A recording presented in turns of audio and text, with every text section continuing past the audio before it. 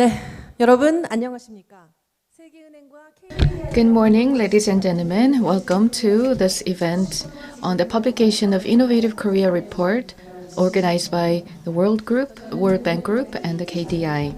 I'm very happy to be here. My name is Lee Yeon-hwa. I'll be the MC for today's event. Thank you very much. Now, I would like to proceed in English, which is the official language of today's program. Gentlemen, I would like to extend my warmest welcome to all the distinguished guests, both domestic and international, who have joined us at Innovative Korea, Leveraging Innovation and Technology for Development, co-hosted by World Bank and KDI.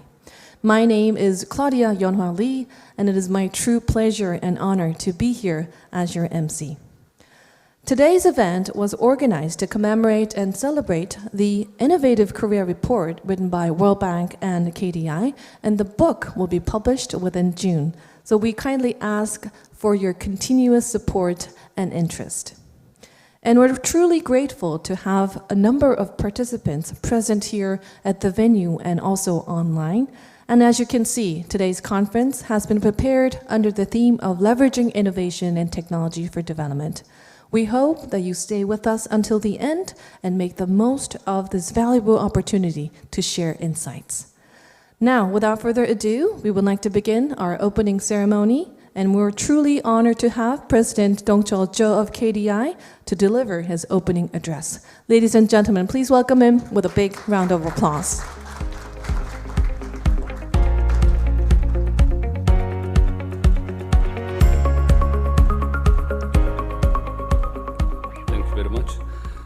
I was reported that the official language would be Korean, and my staff members prepared my opening remarks in Korean.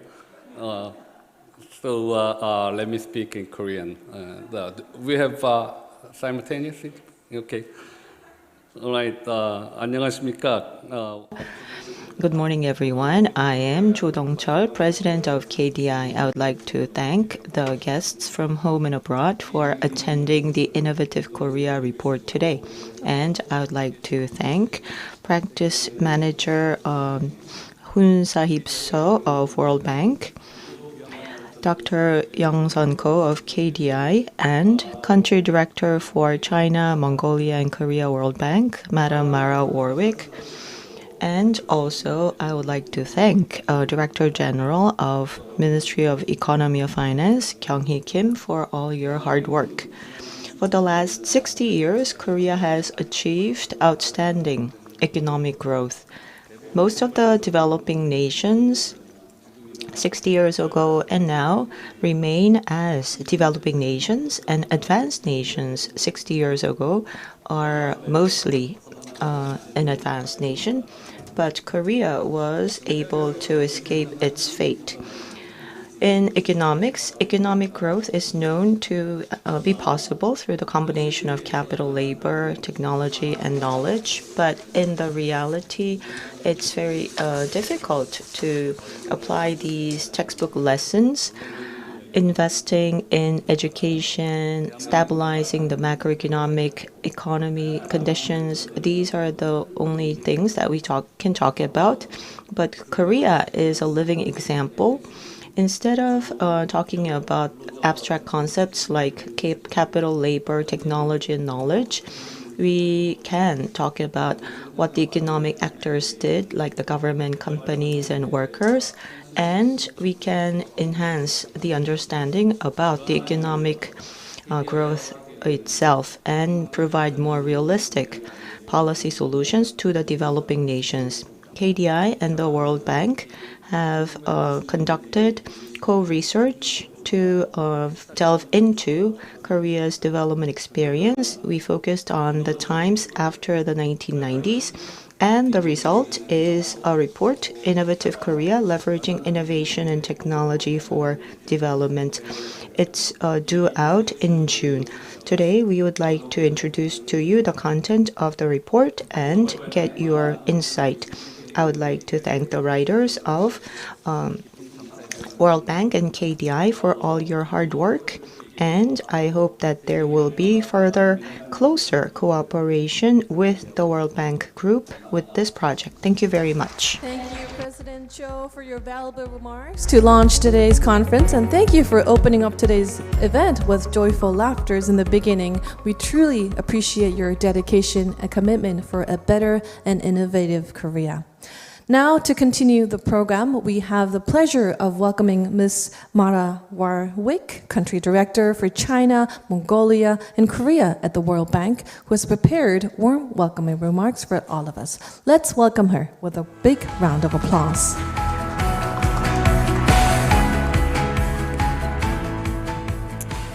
Distinguished guests, ladies and gentlemen, I'm afraid I'm going to speak in English because my Korean is not sufficient for an occasion like today.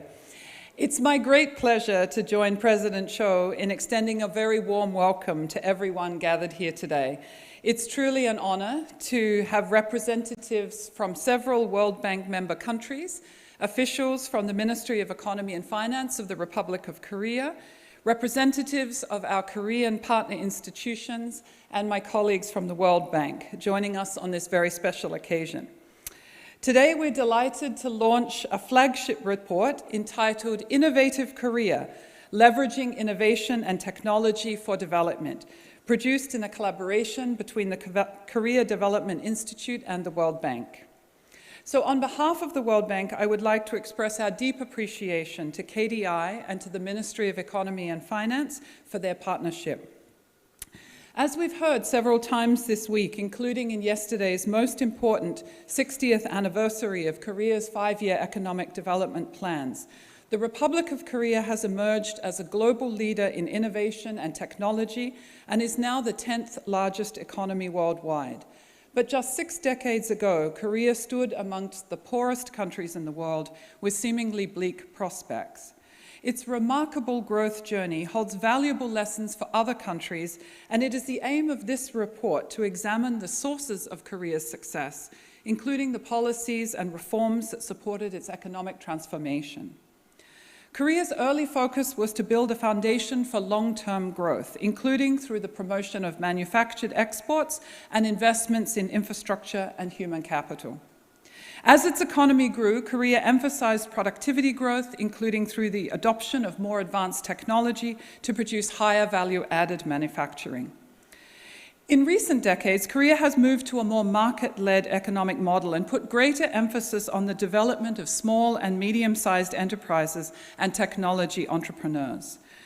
The report we are launching today examines the evolution of Korea's policies, institutions, and industrial structure as its economy has developed. This information will help policymakers in other countries to consider which elements of Korea's development experience are relevant to their countries as they tackle their own development challenges. Korea has certainly achieved remarkable development outcomes, but it now faces new development challenges. Some of these challenges, like climate change and the impact of rising global trade tensions, are affecting countries all around the world.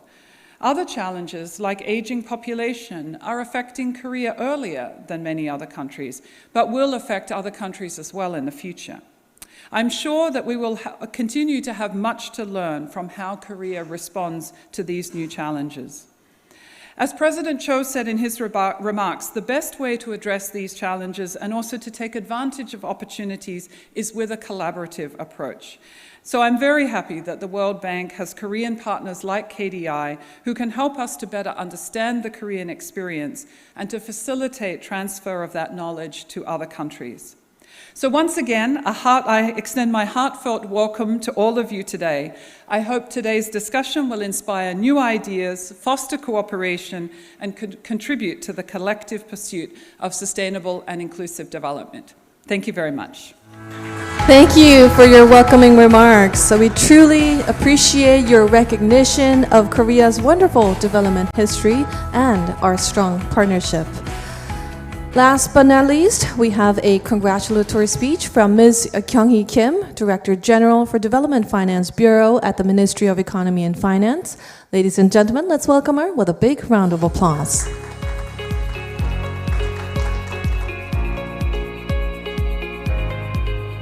Good morning, everyone. My name is Kyung Kim, Director General at the Ministry of Economic Finance of Korea. I was also told that I can choose English or Korean in my speech, so sorry about that. But considering the Korean audience, please allow me to speak in Korean. Yeah. 여러분 반갑습니다. Nice to meet you all. I am Kim Kyung-hee and I am from Ministry of Economy and Finance. I would like to congratulate the launching of Innovative Korea Report, President Cho Dong-chul of KDI, Madam Mara Warwick, and Minister Khaled Al-Attar of Egypt's Ministry of ICT, colleagues from World Bank and KDI. I'd like to thank you for your attendance. Through this opportunity, we'll be able to look at the meaning of Innovative Korea Report, which is the byproduct of Korea's and World Bank's cooperation, and we hope that the cooperation will strengthen in the future. Korea's economic growth is a milestone achievement in the history of world economy. And as is mentioned in Innovative Korea Report, in 1997, Korea overcame the Asian financial crisis successfully and transitioned from a government-led to a market-led economic system. And politically, there were many peaceful elections so that we were able to achieve a democratization and a true civil society. But these results were not easily gained. After the Asian financial crisis, the Korean government, the private sector, companies, workers shared burden together, and through many efforts were able to overcome the crises. And they did not stop at rebuilding the economic structure. They created yet another new economic framework and structure. On one hand, they improved the competitiveness of the traditional manufacturing companies, and at the same time, by growing the IT industry, including semiconductor and smartphones, was able to add more value to the Korean industrial structure, and we're able to overcome the middle income trap and join the ranks of the advanced nations because we're able to embed innovation and technology within the economy. And World Bank and KDI collaborated together to publish Innovative Korea Report, which contains Korea's economic growth experience and development know-how. And this shows how innovation and technology led to Korea's growth. And we believe that this will serve as a very good learning lesson for many developing nations. Korea is the first nation to transition from a recipient nation to a donor country, and we are very uniquely positioned, serving as a benchmark for many developing nations. As was mentioned, we have had a collaboration between World Bank and KDI. And if we can share our experience and assets to developing nations, we believe the synergy effect will be very big. Korea has advanced technology, quality, human capital, and very good business environment. And we are ready to share our policy experience with the other leading emerging nations. And World Bank Korea office is celebrating its 10th anniversary this year, and we hope that it will play a vital role in supporting developing nations' sustainable development and to reinforce the collaboration between Korea and World Bank. Jeffrey Sachs, who wrote Age of Sustainable Development, said the following words. According to Professor Sachs, Korea has a very special experience of having past memories of being a poor nation and has become a rich nation, and it should share its experience with the developing nations. Poverty reduction and sustainable co-prosperity are the objectives of World Bank, and I hope that KDI and World Bank will be able to spread the learnings. Thank you. And thank you for sharing your support and interest in the works of World Bank and KDI. So we just had a total of 3 wonderful speeches by our 3 wonderful leaders on top of 3 rounds of small laughters. And as President Cho shared, I believe our upcoming sessions will serve as a great opportunity to see the glimpse of what is containing in the book while looking at and forecasting our brighter future together. And now, let us get ready for an insightful keynote session, and we're honored to have with us His Excellency Khaled El Nattar, Vice Minister at the Ministry of Communication and Information Technology of Egypt, who will deliver the keynote presentation for all of us. Ladies and gentlemen, let's give a big hand to our Vice Minister.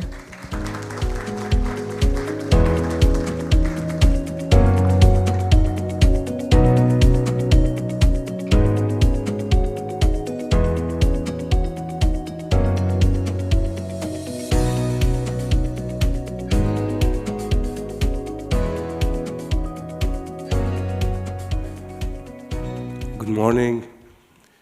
Actually, I will speak in English, not in Arabic. So I'm really honored and delighted to be here in Korea. I visited so many countries, but this country is very special. You feel the positive vibe. You feel the I would say, warmness, and you feel that you are in a place that has lots of effort behind what you are seeing today. So thank you for this opportunity to talk about our experience in digital transformation and how Korea was actually an inspiration also for this journey. So let me talk about our experience or our journey. First of all, we had 3 things in mind when we worked into our digital transformation agenda back in 2018. The first one is services. And when it comes to services, we are talking about an end-to-end services and experience to the citizens and the businesses on an end-to-end fashion, which means it's not only government, it is government, banking, merchants, and so on into a single experience. All right, so the citizen lifetime events is the most important thing into the new set of services or new concept of service. The second one is governance, and governance here, it means the governance is not only of the services, but also governance for the organizations providing the services, governance for the resources that we are utilizing, governance for actually combating fraud, and so on and so forth. So governance here is an umbrella term for many things to be governed with digital transformation. And if there is a single, I would say, outcome from digital transformation to improve governance, this means also improve quality of life. The third one is export. Egypt is a young nation. We have lots of young talents that we are happy to share with the world, and I think our numbers in the freelancing and into the offshoring has increased dramatically over the past 4 years.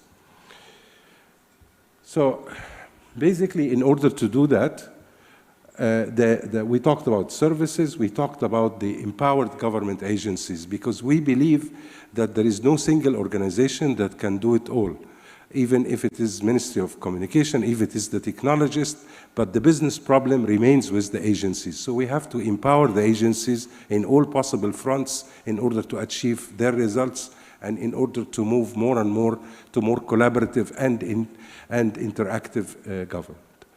Also, from a policy management point of view, and this is a very important point, when we are developing new applications, we are not developing applications for the sake of automating processes anymore.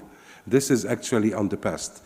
Now, we start with the impact, and then from the impact, we go to the outcome and the outputs, and we build the data models that will allow us for that.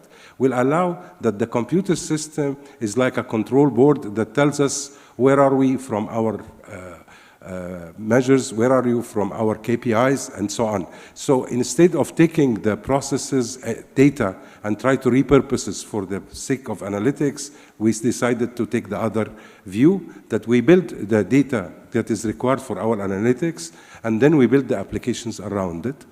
The next one is definitely secured, reliable, and abundant infrastructure, because I think the computational power that we need for this is increasing exponentially every year, and that's why we are putting the strategy for more and more cloud in order to make sure that we are able to expand. The last one is the institutional support, because basically the organizations of the past that are specialized and siloed cannot work with digital transformation anymore. So we said we have 5 pillars: data and services, and we started with data here intentionally. Then we have the infrastructure, the institutional development, the industry building. And here we adopted what we call it an inclusive development for the industry at all levels, from startups to very small SMEs to SMEs. And I will show you shortly how we are integrating all this into the digital transformation. And last one is the cultural mindset. Because what we are doing with the digital transformation, that we are changing the logic of individual organizations. Logic to be more collaborative, logic to think about citizens, and we will talk about it shortly. So from an infrastructure point of view, the strategy is very similar to many countries. It's cloud first, security first, inclusive, abundance, and speed and access. And I think Egypt has taken many steps. We were number 40 over Africa in the rank of the speed and access from an internet point of view. Last year, we came at number 1. So that's the investment has been put in order really to take the country to a different level. And we have a big project, it's called Decent Life, where we are providing those high-speed internet to the villages. So the first phase is to provide this for 3,000 villages. So actually the inclusiveness here, not only including the BWDs, but also including everybody in the country to enjoy the same access. So we put a greater emphasis into the institutional development. We built in every single government agency what we call it the Digital Transformation Unit, 16 different jobs, dealing with data, dealing with security, dealing with project management, dealing with analysis, and so on and so forth, with intense training for them in order to make sure that we have the capabilities in every single agency, back to the idea of empowering agencies. We actually built what we call it a centralized PMO. We built also a complete operational support, because the support for the different systems is very critical for its sustainability. And last is the application management, in order more and more to enhance the applications. We had a presidential decree, it's very much like yours, where we are actually organizing all the information society activities and actions within the country. It was issued in October 2022. We have the Digital Egypt Fund, which is actually a fund managed by the Prime Minister in order to make sure that all the income out of monetization and out of services could feed back to the development process. Last is the new law that we are about to do for the data classification, exchange, and availing of data, because we believe in order to have an innovative ecosystem, data should be available without actually problems with security or privacy, but we have to make the data available for researchers, we have to make the data available for businesses in order really to move to the next level of innovation. These are kind of companies that we work with. Many of them we have 70 participating local companies. From a cultural mindset, citizen first, and we are actually redefining the concept of citizen centricity. It's lifetime-based events, it's their personas that actually makes the services, and we will have a variety of applications accessing the services, so that the citizen has the right to choose which app it will be useful and beneficial to his case. Digital first, so we are actually putting lots of effort in order to make sure that the digital record will have the precedence over any paper record, and it is written into the new law like that. We have a complete holistic and collaborative approach, and this is where we are moving more and more to domain-driven applications, and we are revamping the government applications for what we call it a holistic and collaborative mode, and I will show you this. And the last one is to embrace risk, actually not to be afraid of failure. We are trying to make the government employee more and more embracing risk and not risk averse. At the same time, we are actually structuring our project to embrace failure and learn from failure for the next phase and so on. So we moved all our projects to become agile instead of the normal government concept of having a big project without seeing the results and changing the requirements as we go in the road. So from a citizen centricity point of view, we moved from what we call it a government application for agencies to more and more platform. So we are adopting the platform, which means we are combining the G2G, G2C, G2B, B2C, and B2B into one platform, or at where this data is actually flowing within the platform. So we have everybody into this, including the monitor and control, which means the regulation and the regulatory bodies as well. It includes also the analytics and the science, because those platforms are based on theoretical framework, and this is the work that we have done with the academia. And then we have the private sector, the social sector, and the service providers like post, like banks, and so on, part of the same. And we are building with GovStack, which is an ITU initiative, in order to really make the common components available.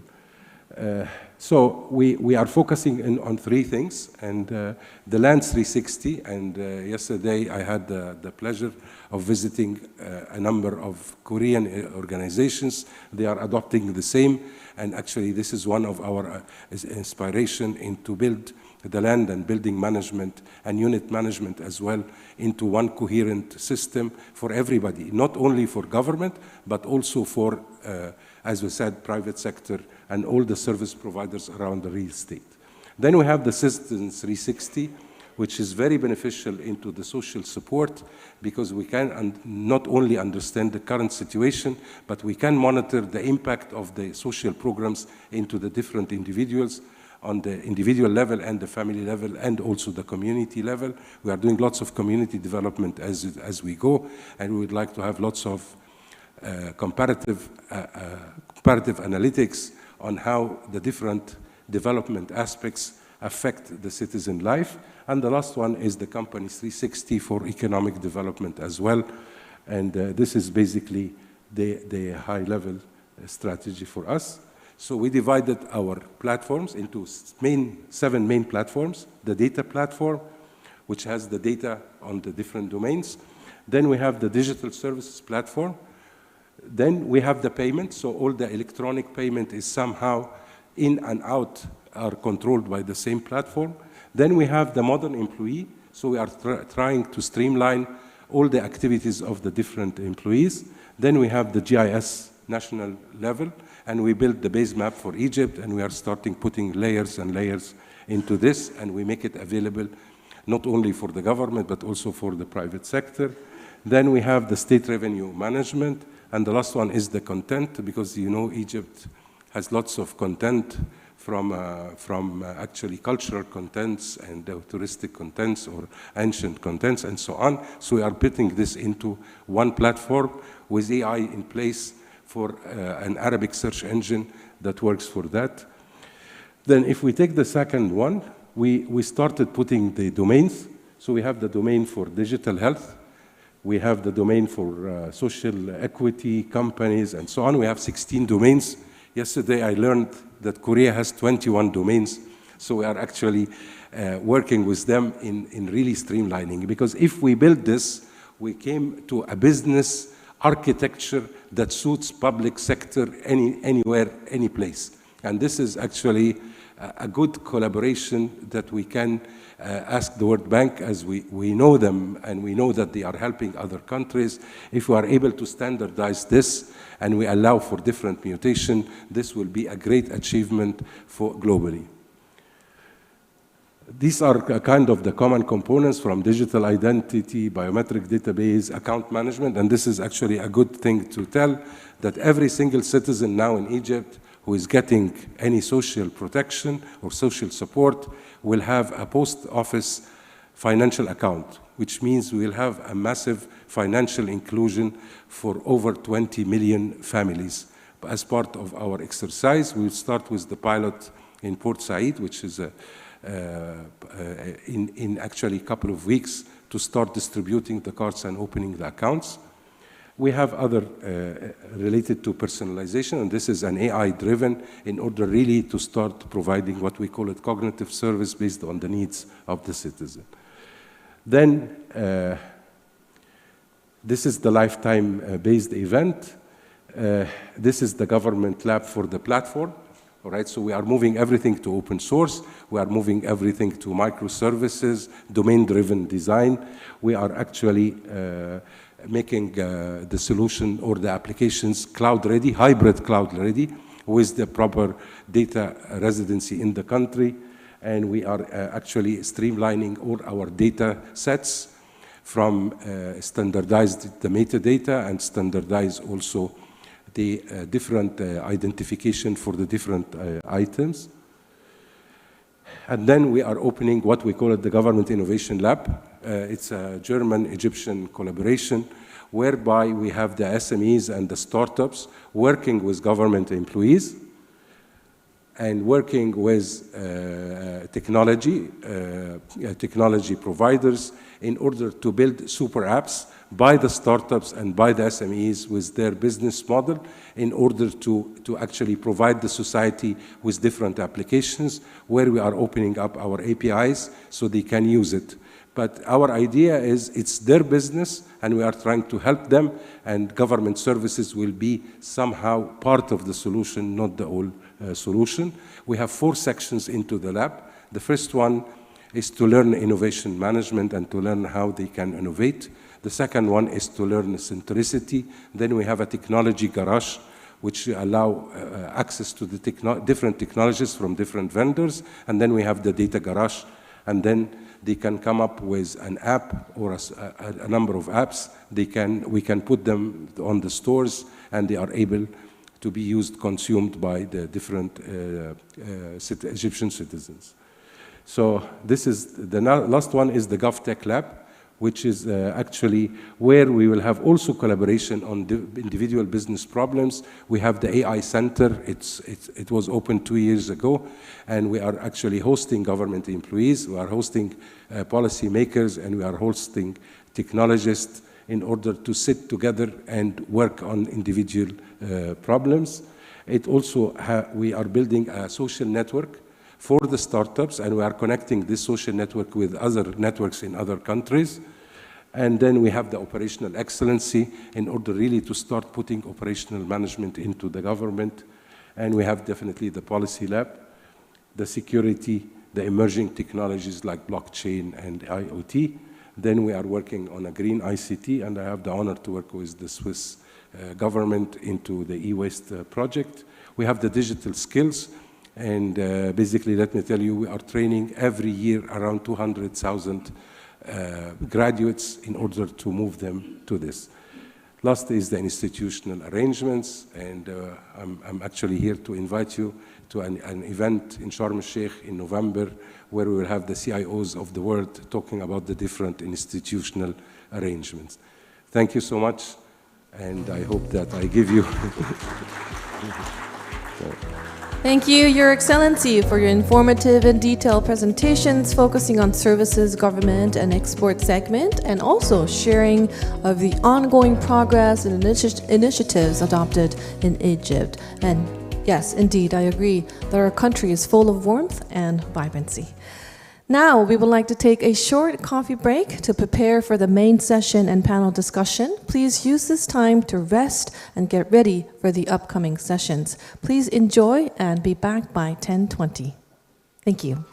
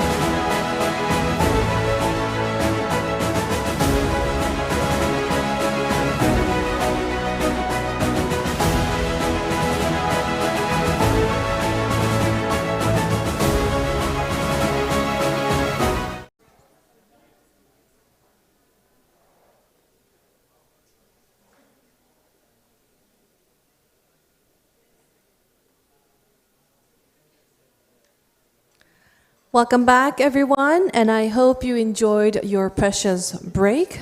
Let us resume the rest of our journey for today. As you can see, our VIPs are now joining us in the audience, and we will now proceed with the main session by inviting our speaker, Mr. So-Hun Sub, Practice Manager at Macroeconomics, Trade and Investment GP of World Bank, to the stage.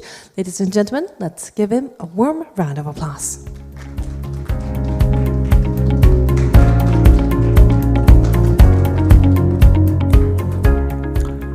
안녕하세요. 세계은행 Practice Good Manager. morning. I am Hun Sub So from the World Bank.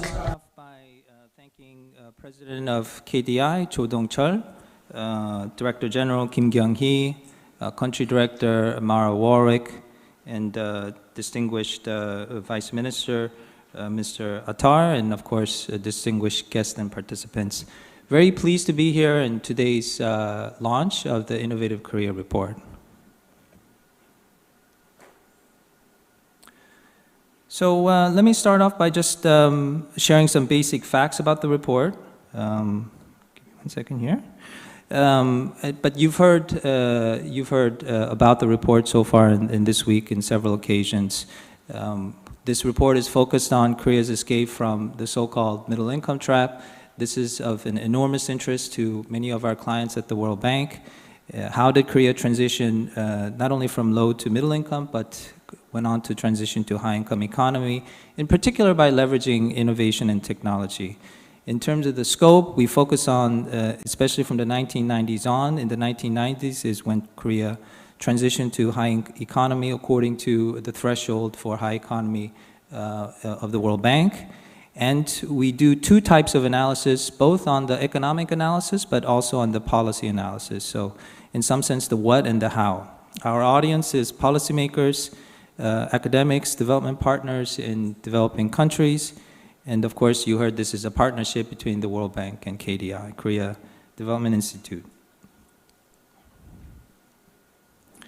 So my presentation is again divided into two parts, the basic economic analysis that feeds into our policy analysis and recommendations. And I will go through some of these slides fairly quickly. Let me just say that this is a 230-page report, so there's lots of details in there. It's very difficult in a 30-minute presentation to cover everything, but the completed report will be available on the World Bank website around June 9th. We have a conference version available today, but a little bit of more editing will be done, and officially it will be released in about 2 weeks. So Korea is, as many of you heard this week, is a rare example of a country that escaped the middle income trap, became a high income country. Officially, in terms of the World Bank's GNI per capita gross net income threshold for high income, it passed that threshold in '94. Of course, in the Asian financial crisis, there was a big dip, but the economy recovered very quickly and went on to grow. And as you see on the right, Korea has approached and reduced the gap with OECD comparative countries. Today, it has a per capita GDP of nearly 35,000, and it's the 10th largest economy in the world.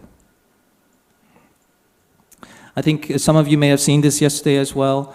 How did Korea become a high-income country? In one of the successful stories of becoming a high-income country in modern era, because it was able to sustain nearly 3 decades of very high rates of growth. High rates of growth we defined as greater than 6%.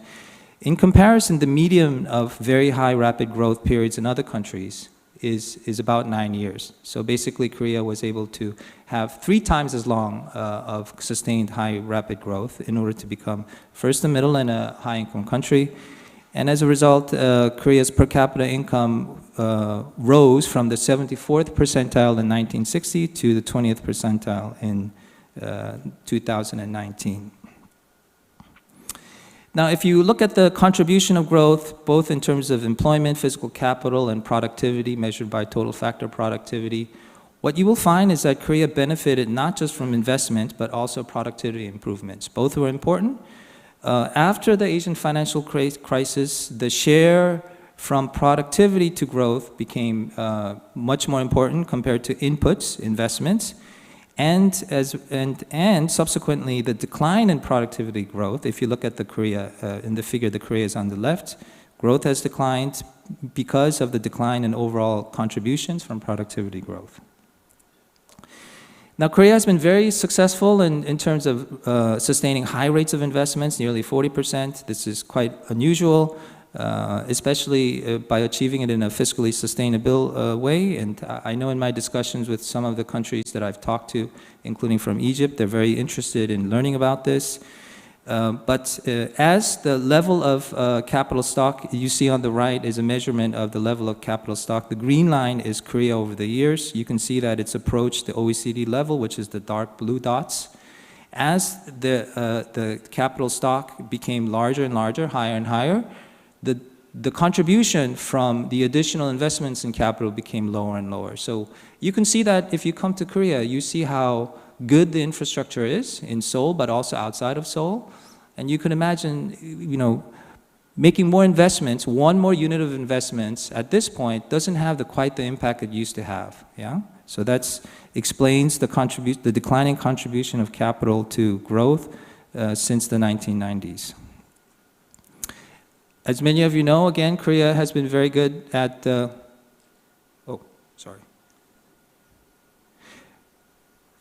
Korea has been very good at investing in human capital. At each level of its development, it's outperformed comparative countries in terms of income level. In 1960, when it was still a low-income country, it already achieved universal primary school enrollment. In 1991, it passed the OECD average in terms of schooling. And in 2020, Korea was ranked 4th in the World Bank's Human Capital Index. So on the figure on the left shows Korea passed around 1990 the OECD average, and similarly the Human Capital Index around the 1990s passed the OECD average. So part of the reason that there were high levels of public and private investments in education was because there were significant returns from education. So we show this figure that shows the wage premium compared to high school from getting a college education and junior college education, and you see the premium, the returns from investing in education is quite high. And as Korea grew, it went through significant structural reforms. The one thing I want to point out is that Korea delayed or largely delayed what some of our comparative countries are worried about, which is deindustrialization, where the level of industrialization goes up and goes down as the economy grows. So Korea was able to maintain a high share of value-added in value-added industry, but the share of employment in industry has declined. So that you can see the share of employment industry declining on the right figure.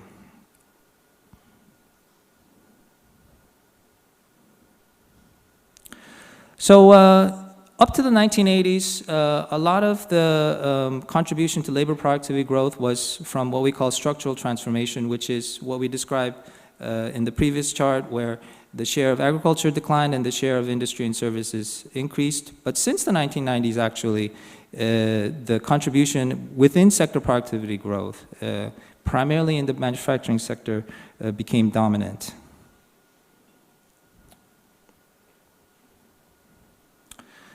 And you can see that from this chart that this is Korea's sectoral labor productivity compared to OECD, which is 100.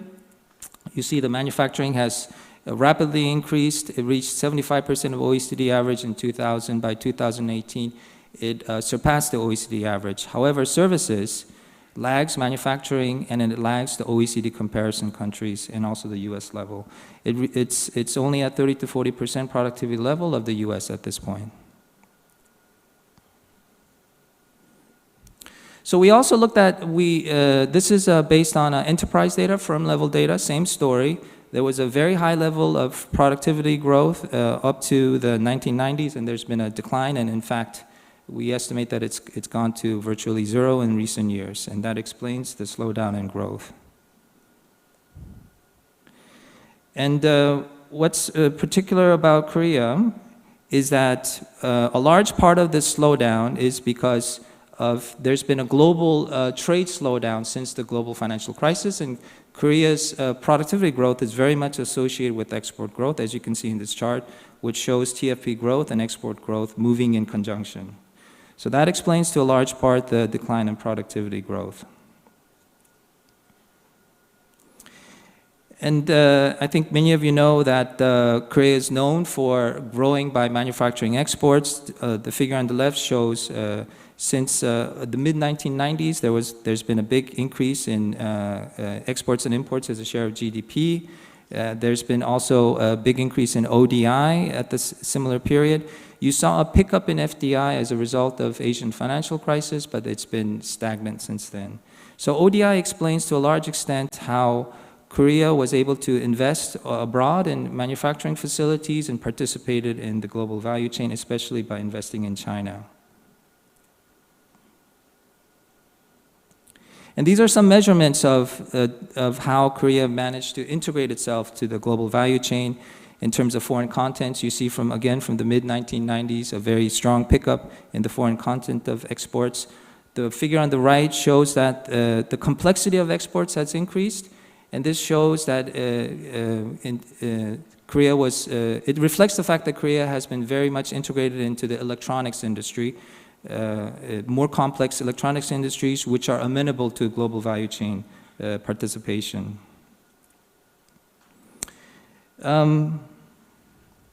So the integration into global value chain was led by the large exporting firms, but it also contributed to a widening gap in productivity between the large and small firms. So this remains an important agenda for Korea, how to reduce that gap. And you know, there's a reason why our book is titled Leveraging Innovation and Technology for Development. Korea is a global leader in innovation and technology. It's known as a case study of how it managed to leverage upgrading of technology to become a manufacturing technology leader. The World Bank has what we call a digital adoption index, and if you look at this figure, Korea is the orange dot. It's at the upper end of the spectrum. So Korea has very high levels of digital adoption, and we measure it in terms of digital adoption in businesses, in households, and the government.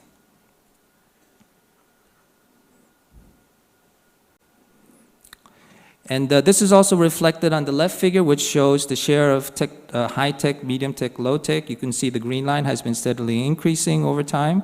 So the share of high technology in its economy has been rising. The figure on the right shows Korea is actually the figure all the way on the left. It's quite an outlier, as you can see, compared to other OECD countries in terms of the share of ICT sector in its economy, particularly because of a very high share of ICT manufacturing.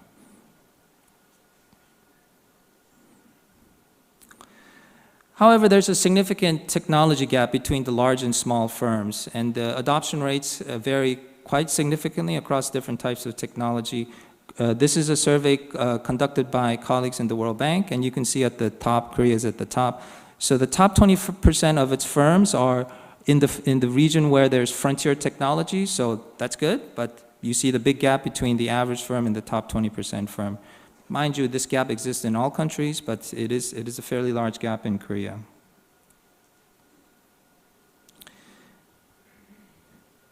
Now, I think when we looked at Korea's development experience, I think what a lot of our client countries are interested in is also the degree to which growth has been inclusive. So we find that Korea succeeded in rapid growth with moderate levels of inequality and significant reductions in poverty reduction, especially up to the 1990s.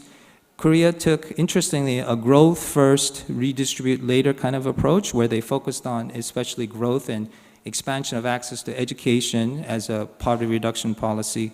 It began to build its social safety net system in the 1970s, and it significantly expanded it post-Asian financial crisis when the shortcomings of the system was revealed.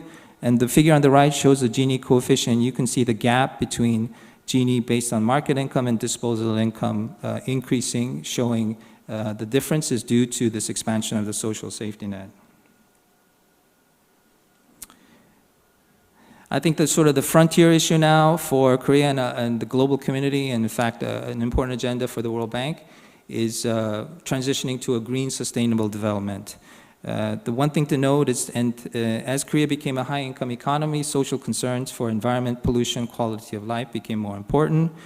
And the good story is that Korea has started to decouple GDP growth from carbon emission, which is what you see on the figure here. GDP growth has been, on average, 3.3% in the 2010s, from 2010 to 2019, but carbon emission growth has been 1.6%. Okay, so I've talked about the analysis. I'm going to shift a little bit to the policy discussions.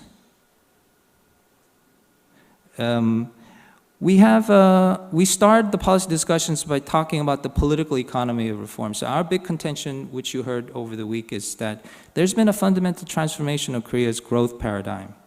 And the figure on the right shows the strength of elite actors in Korea, and you see a big pickup in late 1980s. We see two inflection points in Korea's political economy landscape that has an impact on the growth model. One was the democratic reforms in 1987, and then, of course, the Asian financial crisis. Now, these slides, I won't go in detail. You're going to please refer to the book because there's lots of details in the policy discussions. On the financial sector, I think many of you are aware that as a result of the Asian financial crisis, there was a fundamental overhaul of the financial system, in particular the financial new agencies in terms of the regulatory and supervisory agencies for the financial sector were established to unify disparate elements of the previous system. So you saw the establishment of the Financial Service Commission and the Financial Supervisory Services, and there was a wholesale restructuring of the commercial banks and non-bank financial institutions sector. As a result, this was a transformation of the model to a more market-based model. It made the system and the economy more resilient to the shock of the global financial crisis, even though in many measurements, the shock from the global financial crisis was actually bigger than the Asian financial crisis. On competition policy, actually competition policies and institutions were introduced in Korea when it was still a middle-income country. That's, I think, an interesting story for developing countries. They didn't wait until they became a high-income economy. In response to the Asian financial crisis, the Korea Fair Trade Commission was greatly strengthened. Korea had some unique policies to restrict the entry of large enterprises, chaebols, in sectors where SMEs were active in order to protect the SMEs. Competition policy also had restrictions specific to these large business groups, for example, on reciprocal shareholding. So there are some unique aspects of Korea's competition landscape. Governance reforms, corporate governance reforms was a big priority as a result of the crisis because there was a recognition that weak corporate governance was a major cause of corporate over-indebtedness and also excessive risk-taking that was in part blamed for exposing the country to the Asian financial crisis. So there were some fundamental reforms on the corporate governance side. Deregulation was a big priority after the Asian financial crisis, and in terms of the number of regulations, there was a big reduction from above 10,000 in 1998 to 7,399, but unfortunately, subsequently, it started to increase. It went up to 15,000 in 2014. We think this is one of the remaining sort of agenda for Korea in terms of the need to reduce further the burden of business regulations, and you can see how Korea compares on the right based on estimates from the World Economic Forum Global Competitive Index. You can see that Korea is below the world median.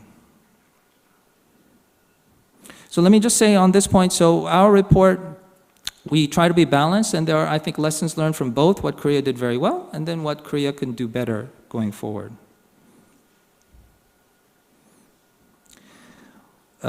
In terms of reforms to promote export, there was a very significant major tariff reduction program that started in the 1980s. So as a result, simple average tariff rates declined from 24% to 8%. Again, this occurred when Korea was still not a fully developed economy. They were able to open up their economy to competition. Since the mid-1990s, import liberalization was pursued through over 50 FTAs, free trade agreements, And this is reflected in the downward trend you see on the right in terms of the effective applied weighted tariff rates. Korea also complemented these reforms through tariff reductions, complemented tariff reductions through major trade facilitation reforms, and actively used export credit agencies and also export promotion agencies. Korea is now ranked first in the 2021 Global Survey of Digital and Sustainable Trade Facilitation, and according to the latest World Bank's Logistics Performance Index, it ranks 17th out of 139. So clearly, they've done a lot in terms of strengthening its trade facilitation infrastructure. So in terms of, excuse me. So I wanted to emphasize that part of the central story of Korea's development was its ability to upgrade its technology. So we contend that industrial policies shifted over time from a focus on firms and industries to focus on first SMEs and also on science and technology. So what I call science and technology industrial policy. Korea, many of you may know, invests a very high level of investments on R&D. So you see this chart here. The light blue is Korea, and it's ranked second in the world after Israel in terms of percentage of GDP, percentage GDP on R&D investments. And in particular, since the 1980s, the investments in R&D shifted from reliance on government investments to the private sector, and particularly the large manufacturing firms. In particular, the top 5 enterprises in Korea account for 54% of manufacturing R&D spending, and they have, again, a very high level of business enterprise R&D compared to other OECD countries, and especially since the Asian financial crisis, there was a shift in reorientation from technology adoption to focusing on domestic frontier technology, and the government to focus on basic research to complement the applied research by the private sector. So this transformation of industrial policy, the second pillar was a shift to focus on supporting SMEs.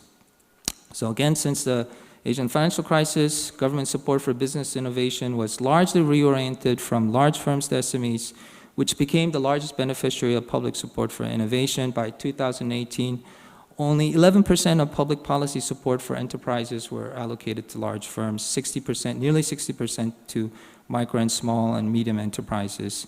54% of policy support are allocated to technology-intensive firms and potential innovators. So you see the integration between the focus on science and technology and also the focus on SMEs.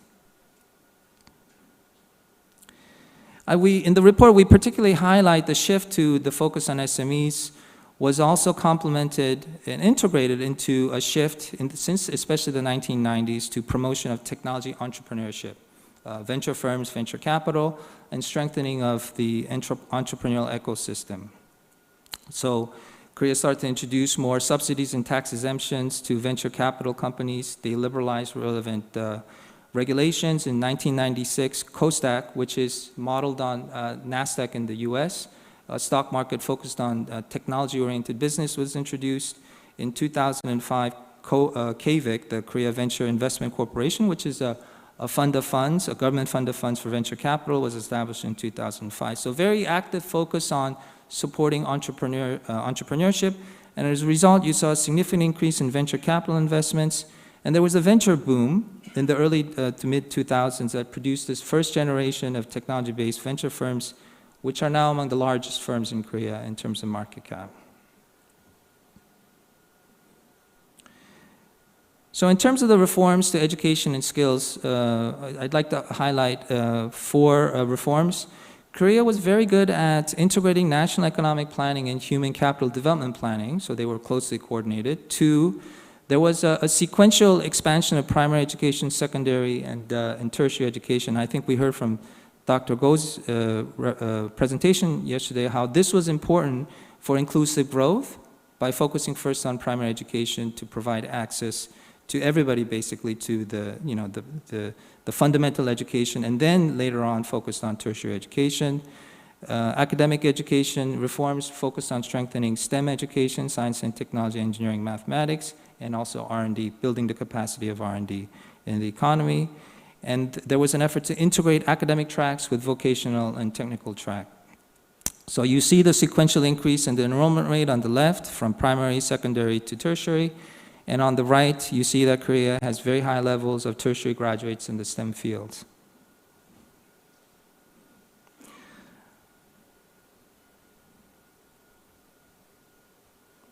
Okay, so I'm going to wrap up now. In terms of lessons for developing countries, again, this is a 230-page book, so there's lots of details. Please refer to the book. I'm going to try to just tease out some of the major messages based on the policy lessons that we offered in the book. So I think the first lesson is Korea sustained growth over 5 decades because it was very committed to strengthening the key foundations of long-run development. And they include ensuring macro stability, promoting manufacturing exports through industrial policies, and linked to that is a focus on private sector expansion, sustained investments in human capital and infrastructure, and having at the center an effective bureaucracy that helped manage these support mechanisms and systems. Now I'm going to wrap up by just kind of highlighting 6 different, again, messages coming out from the report. Number 1, both investments and productivity growth have been important for Korea's sustained growth, but fundamentally the escape from the middle income trap is about transitioning to a productivity-led growth. Part of it is because the impact that you'll get on additional units of investments will decline as the stock of investments, the stock of capital, for instance, and level of education increase over time.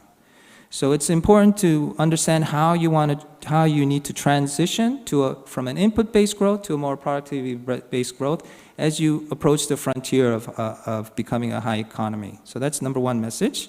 Number 2, Korea was very good at evolving its governance and institutions to adopt the changing domestic and global environment. So I teased out some of the key transitions that we highlight in the report. The big message is Korea transitioned from state-led to market-led growth paradigm. An important part of that was the overhaul of the financial system to transition to a more market-based financial intermediation. It transitioned from promoting large firms to greater focus on SMEs. It transitioned from technology adoption to frontier technology generation.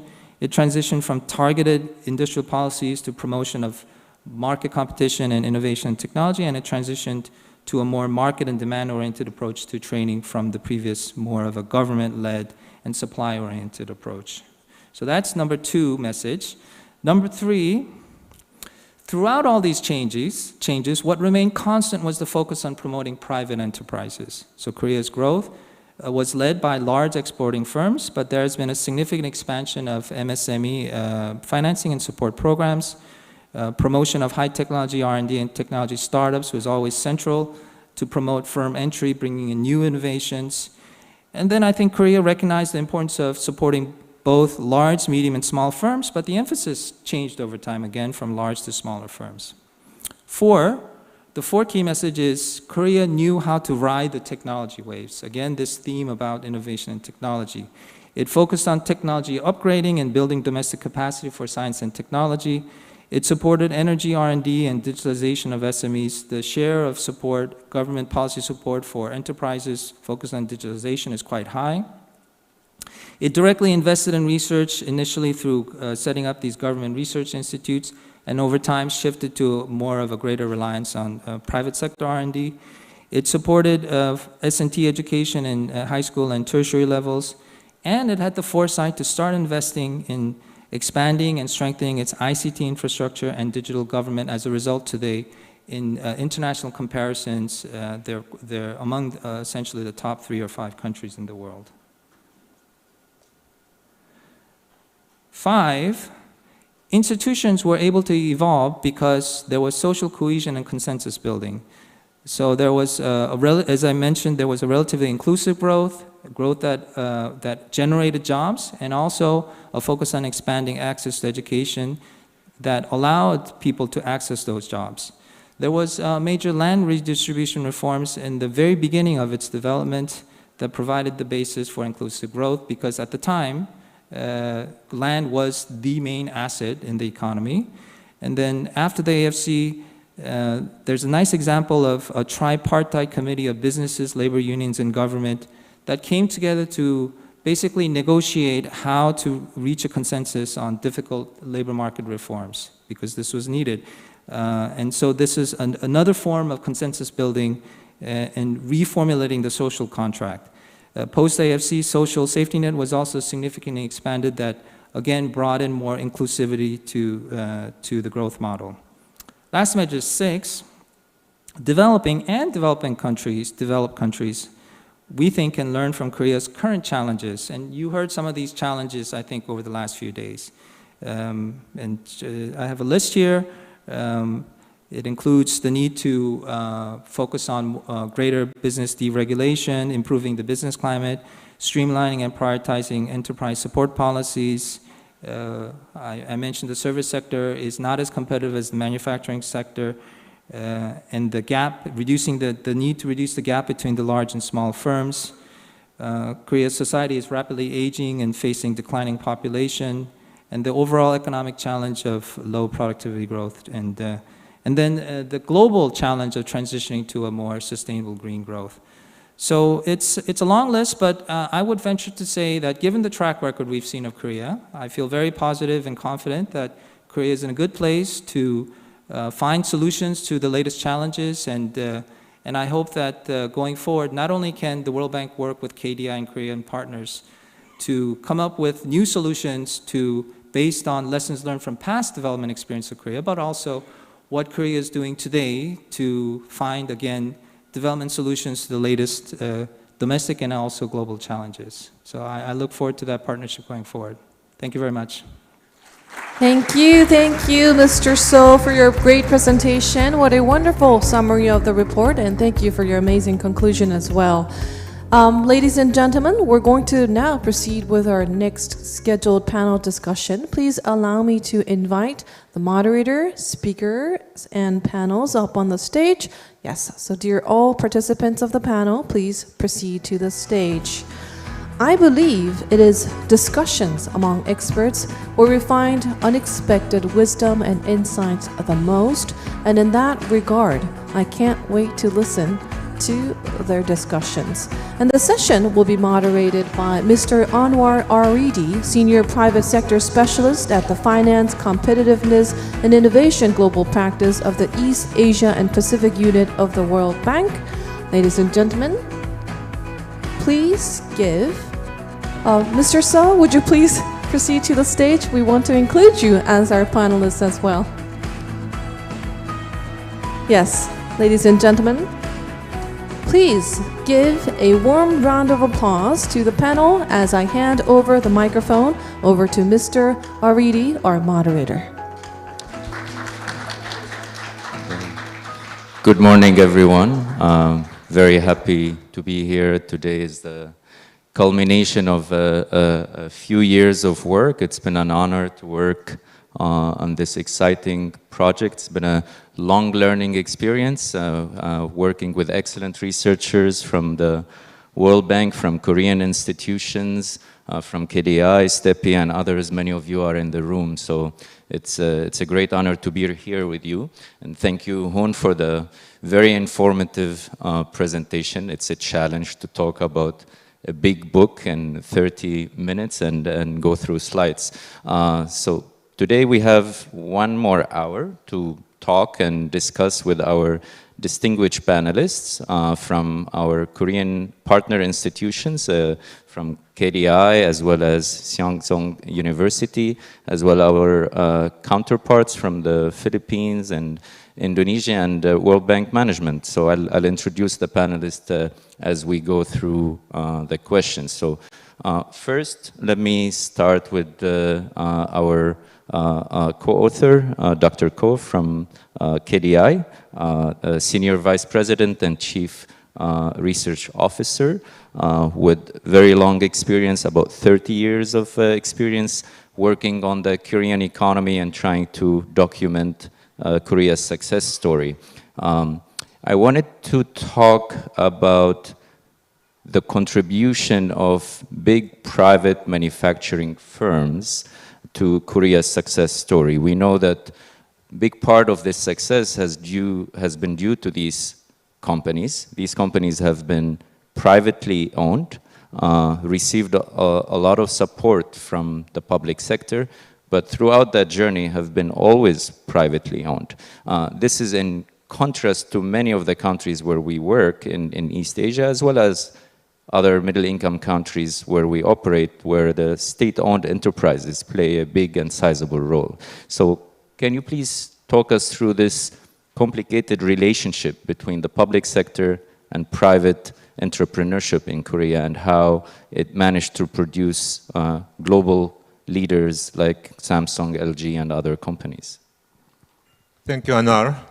I'd like to take this opportunity to express my gratitude to the World Bank for having offered us a chance to work together on this important work. And our cooperation during the last few years has been very fruitful, and I hope to keep working together in coming years in various ways. And following the example set up by my president, I'd like to answer in Korean, if you don't mind. 지금 질문하신 Okay, so first of all, moderator, thank you for your question. I'd like to discuss the relationship between the public sector or the government and the private companies. As you mentioned, the Korean economy and its growth has been mainly contributed by the private sector, private companies. It is true that in the past we had several public corporations or state-owned corporations in the past in Korea. But compared to other developing countries, I would like to say that the role and the contribution of privately owned companies has been larger. When I visited Southeast Asian countries such as Vietnam and other developing countries, I realized that there are many state-owned enterprises. Of course, Vietnam is a socialist country, so there may be a legacy from the past, but these state-owned companies have been actually an obstacle to economic growth. But on the other hand, compared to other developing countries, Korea and the Korean government has been promoting the development of private companies. In Korea, the major role of the government was to foster the private sector, especially private large companies, who has since become a global leader in many sectors. And actually, the R&D expenditure in Korea, as explained by Dr. So, has been driven by the private sector. And the key in our development has been the promotion of these large corporations.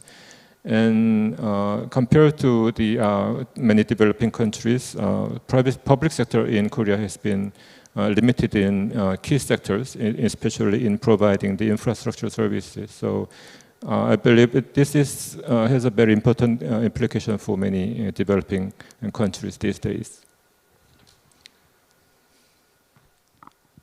Thank you, Dr. Kohn. This is on time. So I forgot to mention for each question we have 2 to 3 minutes so that we could do a couple rounds. Let me move to Dr. Park. Professor of economics at Segang University. He's also co-author of Chapter 2 on Korea's transition to high-income country. I wanted to stay on this point and talk about large versus smaller firms. So we saw in the presentation that Hoon gave that this had implications currently for the Korean economy, with disparities in wage and in productivity between big and small firms. But some could say this is a good problem to have. But in terms of policy, definitely having small firms is not enough for catching up economies. So what are the lessons for catching up economies of today, and how can they maintain dynamic and competitive markets on the long run? Okay, First of all, I'd like to thank for inviting me to this wonderful panel to talk about Korea's experience on growth.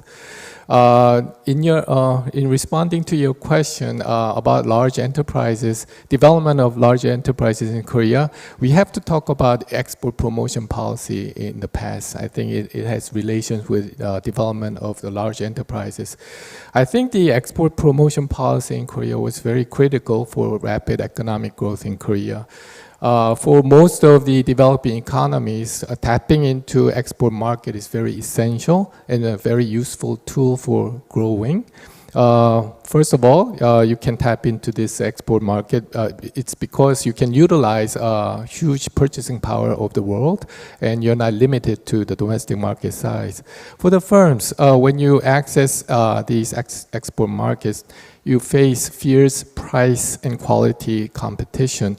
So in order to survive, these domestic producers have to upgrade their efficiency and also become more competent.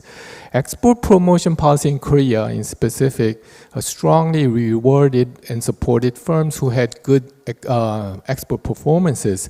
So only the ones who succeeded in good export performance were rewarded. So naturally, these successful firms were able to grow in size. I want to emphasize the role of these large enterprises in the economic development of Korea, because they played a very essential role for Korea to upgrade technologically throughout the developmental stage. And as our topic is innovation and technology upgrading, and without these large firms, I think Korea would never have been achieved current economic status. So they used scale economies to achieve greater efficiency and broaden product lines, and they were able to enter new businesses. They faced global competition, so they upgraded, improved management system and corporate governance as well. One problem Korea now has is that we are facing a so-called dual economy, which is you have a large number of very unproductive SMEs and a small handful number of globally competitive large firms. I think, unfortunately, I think Dr. So's presentation, we are making efforts to, to help out these SMEs by providing lots of R&D investment and also aids in financial aids. But I think, unfortunately, regardless of the good intention to help out these firms, the Korea's traditional SME policies actually was not effective enough, and actually it's because it was too protective. It has allowed too many unproductive SMEs to remain in the market. So I think it's currently hurting the firm dynamics. So this is a new challenge that we are facing. We are doing really good on the startup scale-ups, but on the traditional SME policies, I think we need to reconsider. As for the lesson for the developing economies, maybe at this age, we cannot replicate what Korea has done because we are under WTO. So, but regardless, my suggestion is to the governments to develop a fair and clear rules to support and promote competition and reward the good performance firms so that then it can grow. Not only just a handful of firms, but all firms needs to grow, and you have to avoid any kind of measures which discourages or makes incentive not to grow. Thank you. It's definitely a very long debate about efficiency versus equity policy in terms of enterprise support, and Korea have done a lot of effort since the Asian financial crisis to focus on SMEs and the startup agenda. But in terms of outcome, I guess we show the evidence in the book that probably the technology startup policy have been a bit, or at least we've seen the outcomes yet by having new firms entering the top list of companies or new big firms that did not exist 15 or 20 years ago. But in terms of SMEs and the productivity dilemma, it's still an ongoing challenge for policymakers. But Hoon, you had something to say. Yeah, I just wanted to add, I agree with what we just heard. what I think is interesting is in the past when Korea used industrial policies to support large exporting firms. One of the lessons learned there were clear objectives, and the support was performance based. And we heard, for instance, part of the target was to promote exports. So you had clear sort of objective measurements of performance. I would think for Korea, they could apply that lesson to maybe a bit more to how they support SMEs. And then that is also consistent with the conclusion of the World Bank's analysis of SMEs, that support to SMEs should be also performance-based and have clear performance indicators.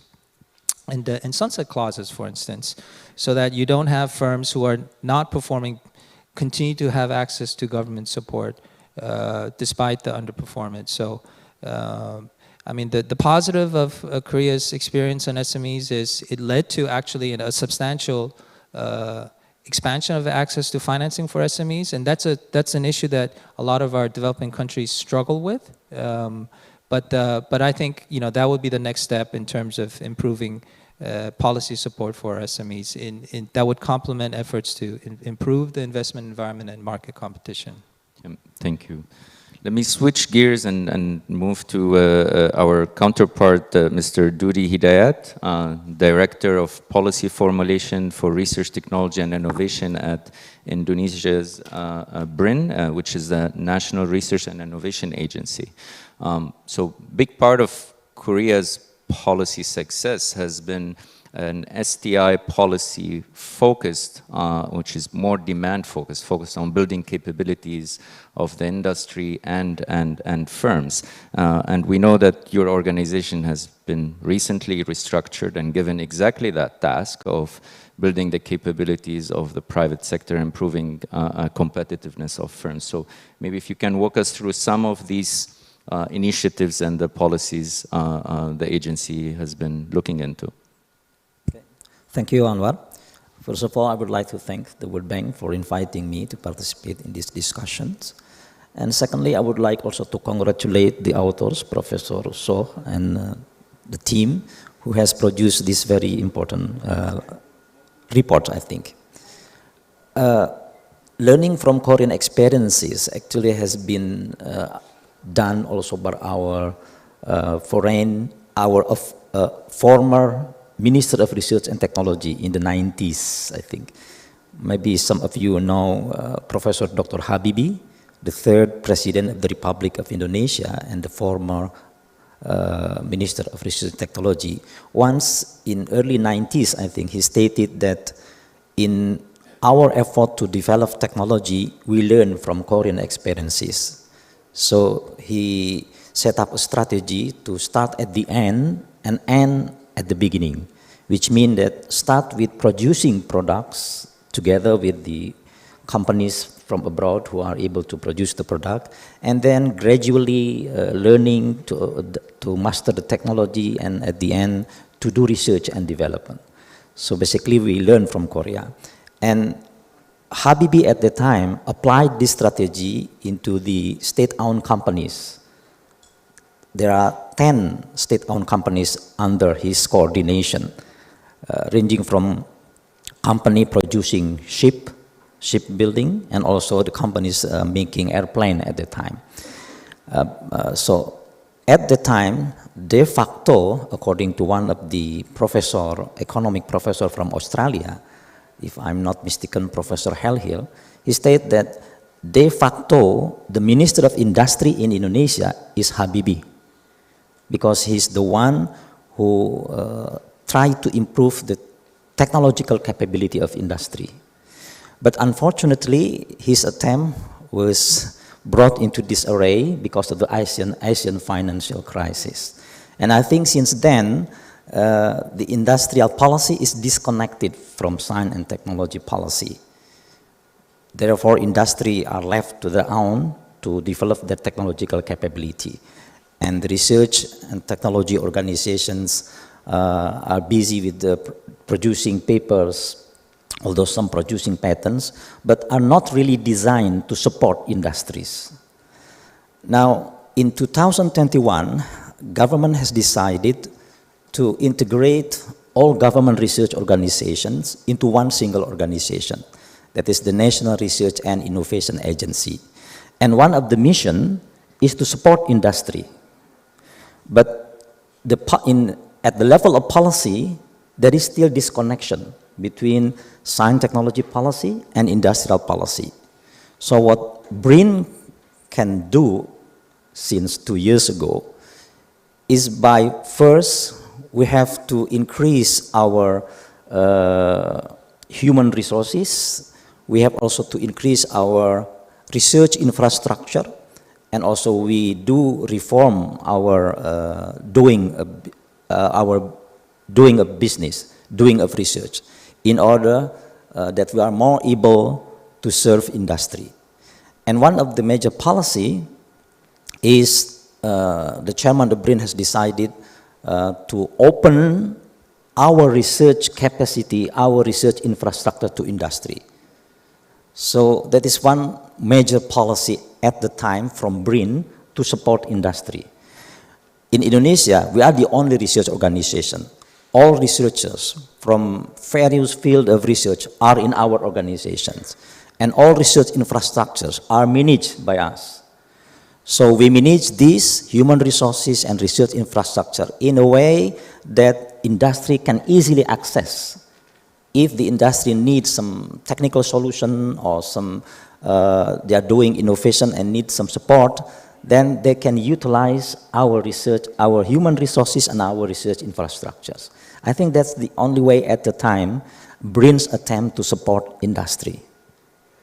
Thank you. This is definitely a very challenging task. I moved to Korea from working on Eastern Europe, where this topic is very relevant, and restructuring the research sector and the orientation of research is definitely a challenging task.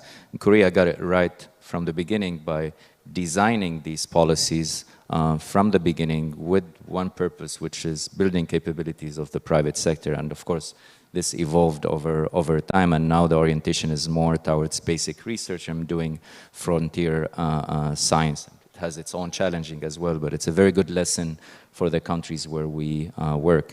Let me shift gears as well again to Carl Pacolor. He's a division chief for competitiveness and innovation at the Department of Trade and Industry. We talked a little bit about startups and the policy orientation that Korea did after the Asian financial crisis to create new sources of economic growth, and technology startups was a key focus of policy. I know that the Philippines have recently passed 2 main acts, one on innovation activities and one on innovative startups. So if you can walk us through some of the components and the objectives of these acts and some of the related policies. Yeah. So good morning to everyone, and again, thank you the World Bank and for the government of Korea for inviting us here and being able to learn best practices and benchmark some of the good innovation and startup practices here in Korea. So discussing on the two different laws, actually prior to 2019, there were different efforts in terms of being able to promote startups across different agencies. However, these efforts are not that yet coordinated and does not have really a strong support yet from, or formal support from the government. So in 2019, there were 2 laws that were enacted. We call this sister laws, the ISA and PIA. So the PIA is the Philippine Innovation Act and the ISA is the Innovative Startup Act. So for the Philippine Innovation Act, basically it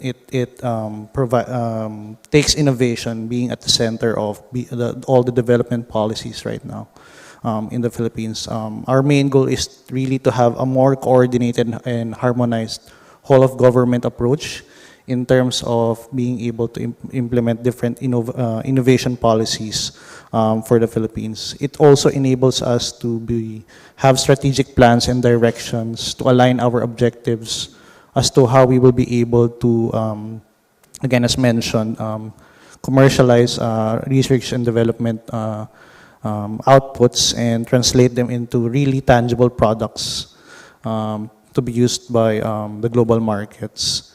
As for the ISA, this specific act, or the Innovative Startup Act, we aim to provide benefits and incentives and remove constraints towards the development of these technological startups. So under this law, we provide grants, venture funds, we promote ease of doing business, provide other support such as visas, and establish ecozones.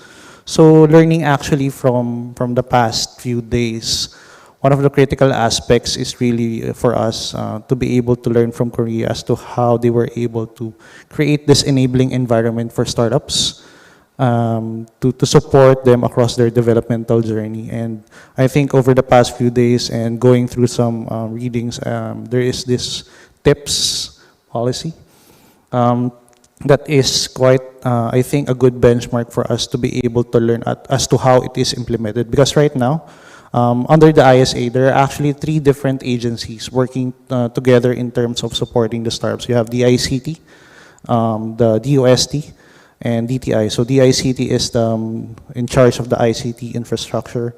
DOST is in the Ministry of Science and Technology, whose main mandate is, of course, to support R&D. And DTI is the trade and industry, which mainly acts as a way to connect the different startups towards the global markets. So with these policies, we hope that, of course, with the support of different partners, we can learn as well as to how we will be able to implement this effectively, learn from the different challenges and not repeat them again in our country. So I think right now we are gaining good traction in terms of developing partnerships with the different agencies as well of Korea in terms of implementing different programs. Yeah. Thank you. Definitely Korea could offer good examples in terms of building a vibrant entrepreneurial ecosystem. 20 years ago, the entrepreneurial ecosystem and the investment scene in startups in Korea was very different than what it is today. Today, Korea has one of the highest rates in the OECD in terms of VC per GDP, and the government had a big role to play in this agenda in contrast to the US or Europe or other countries. So it's also good example to look at. You mentioned the TIPS program, the Fund of Fund, and we're trying to look at these experiences as well, part of our work here. But let me shift to Zafir. Disclaimer, Zafir is my boss, so I have to be careful with what I ask. But Zafir, from where you sit in Washington overseeing the private sector agenda in this region, if you can highlight the 2 or 3 big challenges that are cross-cutting in the region, and how's the bank and your team trying to address these challenges? Thanks so much, Anwar. First of all, congratulations to you, Hun, and KDI, and all chapter authors for the excellent report. I think it will be very useful to all countries around the region. In terms of challenges for the private sector in EAP, first I would like to highlight, and it was also very much discussed in this report, is the point that productivity has been declining. And that's an important aspect for private sector, and in many countries to have to reverse this decline and go into more innovative and technological advanced production chains.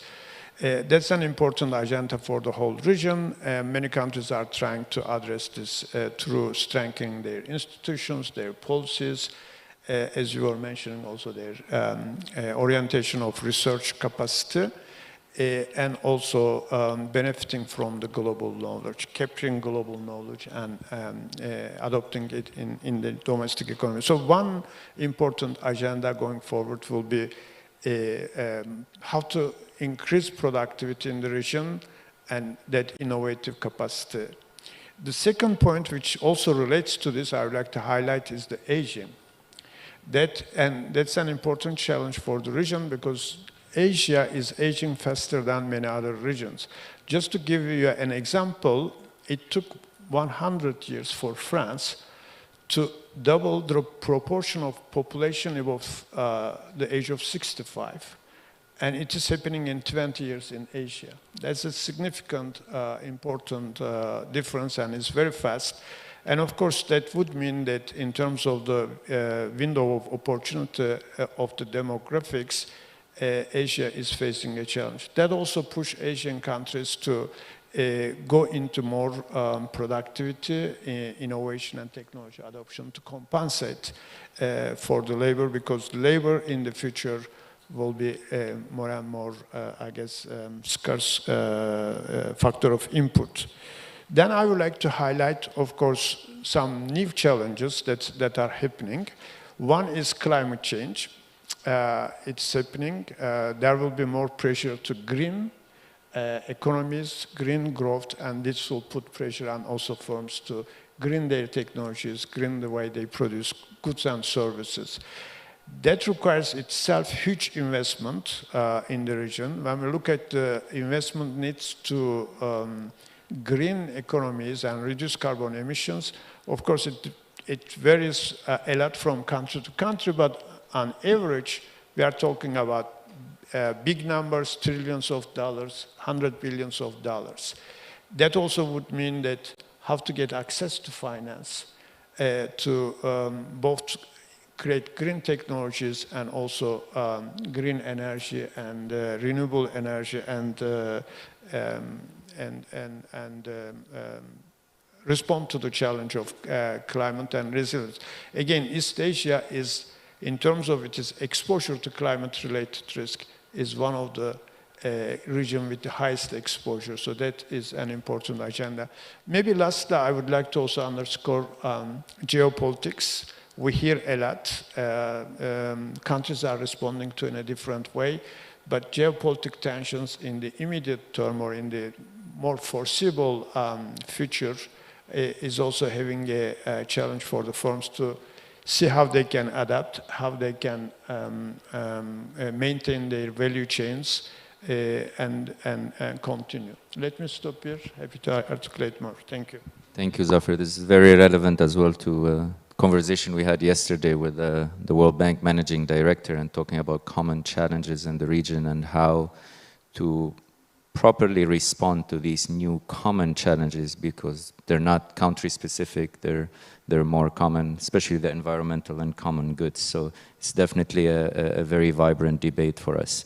Let me go back to Dr. Cole and talk about capability building of firms and the private sector and the role of FDI. We know FDI played a little role in Korea's story early on, and it was mainly building capabilities internally through applied R&D, through investments, through technology transfer, human capital development, and this is in contrast to the prevailing model today in some of the countries where we work, such as Vietnam, Malaysia, and FDI is the key source.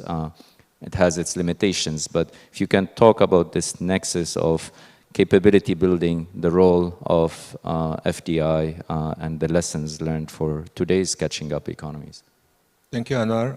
As you mentioned, Korean firms rely less on FDI and more on direct lending from foreign countries and wanted to develop their own domestic capabilities, technological capabilities. Relying heavily on foreign borrowing also had some risk. For example, in the early 1980s, Korea was believed to be on the brink of foreign exchange crisis. But overall, building domestic technological capacity has been very important in Korea. Because in general, in academic research, it is generally agreed that FDI firms usually conduct their R&D activities in their home countries, and often they rely on, they take advantage of the low-cost resources in host countries, for example, low-wage labor. And once, for example, when the wage cost rises, with the growth of domestic income in host countries, the FDI firms often move to other lower wage countries, leaving behind few technological development in host countries. So I don't know whether the Korean government and the Korean firms were aware of this, danger, so to speak. But somehow the Korean government and the Korean companies started to invest heavily in their R&D activities, especially since 1980s. One example is Samsung Semiconductor. Initially, they relied on borrowed technology from United States and Japan, but after a few cases of legal debate, they became aware of the importance of this their own technological capacity. So I think nowadays many developing countries also know the importance of domestic technological capacity. And for example, in Vietnam, I was told that the Vietnamese government is now stressing the importance of technological transfer from FDI firms to their own domestic firms.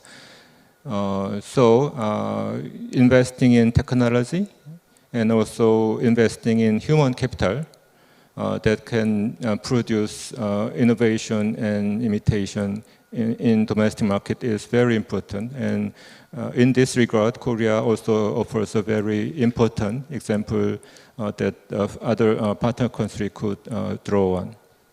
Thank you. Thank you. This is definitely one of my favorite stories that we came across working on this work, is how early on Korea decided to invest and prioritized this agenda. And the story of using a USAID grant, I forgot it was $9 or $19 million to establish KIST. We visited KIST on Monday, and the mission that was given basically is to support the development of new industries, train people, and train researchers and PhDs to work and attract diaspora at the time to manage these projects. So that takes me to the discussion on human capital. So back to you, Dr. Park. We saw from the slides that Hoon presented how early on Korea invested in educational attainment, and for each stage of its development, how increased these investments and expanded them. And also how to manage to align economic development plans with human development plans. So today, in the age of digital transformation and AI and all the disruption that is being talked about, can you talk about a bit of the opportunities and challenges in terms of maintaining supply of talent and retention of this talent? Thank you. Let me first start by talking a little bit about the evolution of educational policy in Korea. Essentially, I think the human capital is a very important source of growth. I think everyone agrees. And Korea has been successfully upgrading education policy along the developmental phase. They were able to provide necessary human capital to match the changing demands in industry. As we have seen in Korea, the industry focus shifted gradually from light to heavy industry and then to high value-added manufacturing. And at the end, we are at the stage of focusing on the knowledge-based industries. And matching these industrial demand, the educational policy also shifted focus from primary and then to secondary and tertiary. And then we are at the stage of upgrading the quality of tertiary education.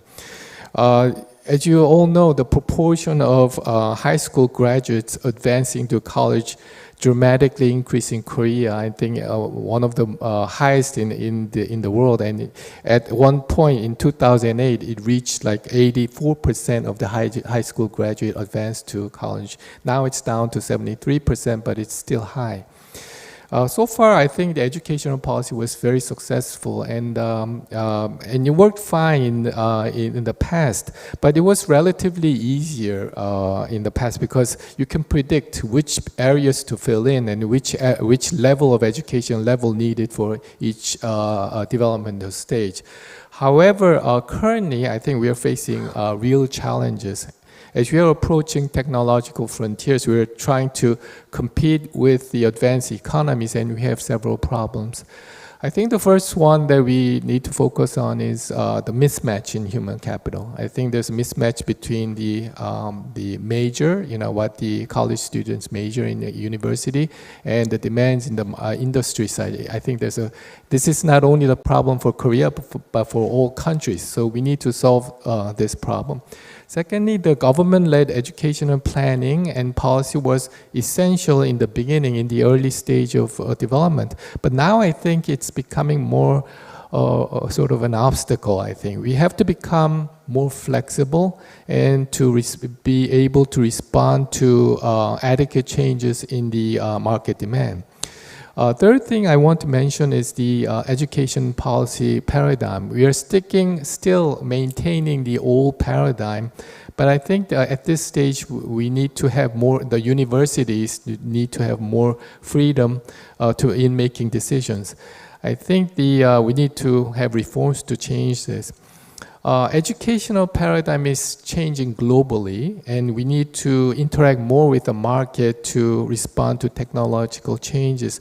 And this may be a challenge for all developing economies, but at the same time, it could be an opportunity for the developing economies, as we are all facing the same problem. Lastly, I want to mention about the population aging and also the reduction in the population. I think that's a key thing that we are focusing on the government.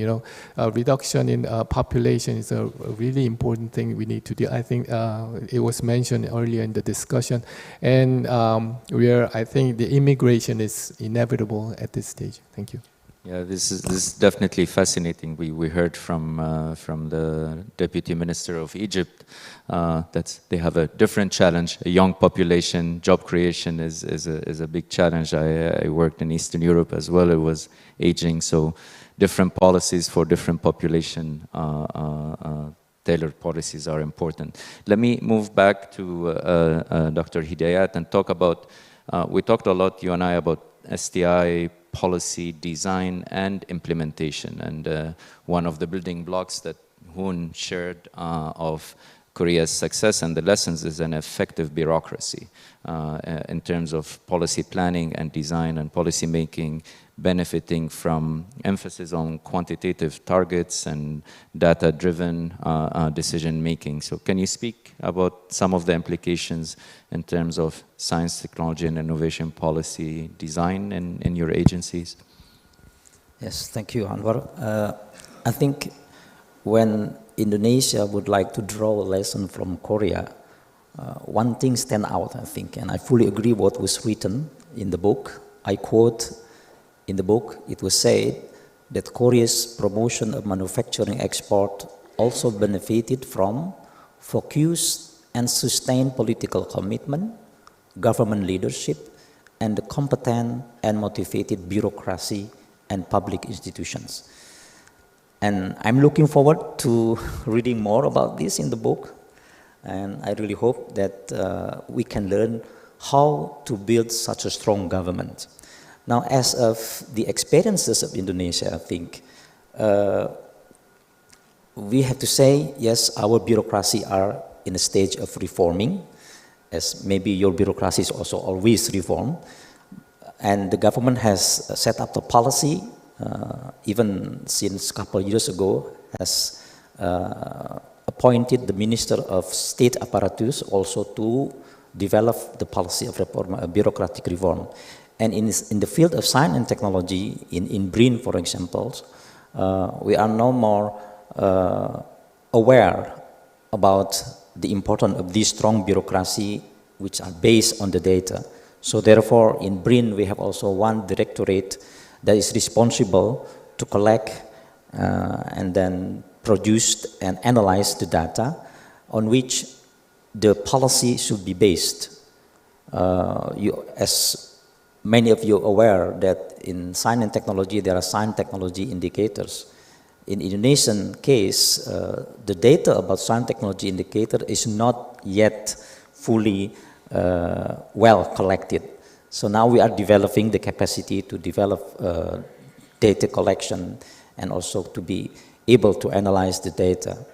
But it just started 2 years ago, so it remains to be seen whether we are quite successful in this. But I think I would like to emphasize the importance of these, as said in the book, the competent and motivated bureaucracy and public institution.